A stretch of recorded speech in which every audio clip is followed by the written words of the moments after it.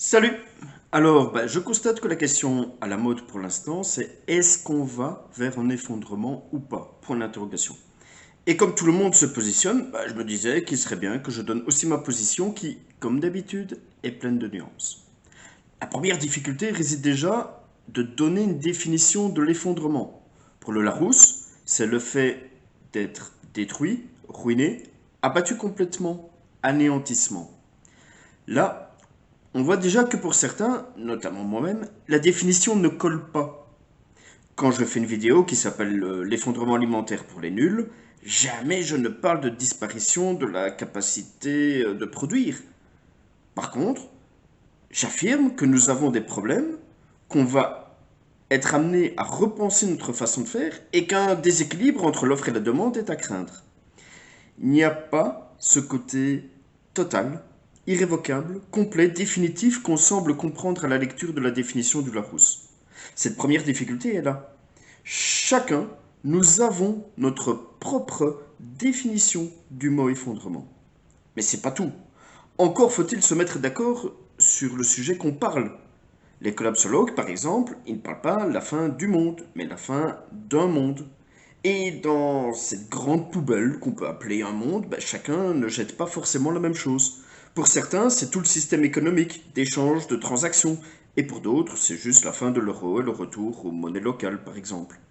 Vous l'avez compris, difficile de se mettre tous au niveau. Alors moi, où je me situe?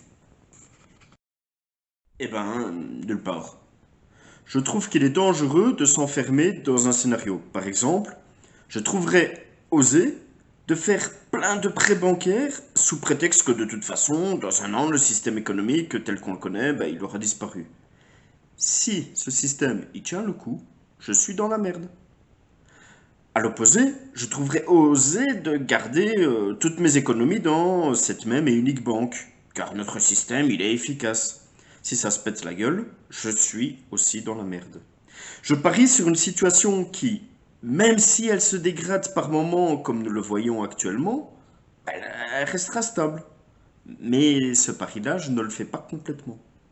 Je parie en même temps sur une situation qui, même si elle conservera des foyers de résilience, s'effondrera, mais pas complètement non plus. En fait, je joue au loto avec une grille où je peux cocher tous les numéros. Le principal effort de raisonnement, de réflexion, d'analyse qui m'occupe n'est pas de savoir quel est l'avenir, mais surtout de savoir quelle préparation je dois mettre en place. C'est là tout l'enjeu, à mon humble avis, c'est d'avoir une préparation la plus 4x4, la plus passe-partout, la plus flexible possible. Quelque chose qui ne va pas à défaut si tout va bien ou au contraire si tout va mal. Elle doit être holistique.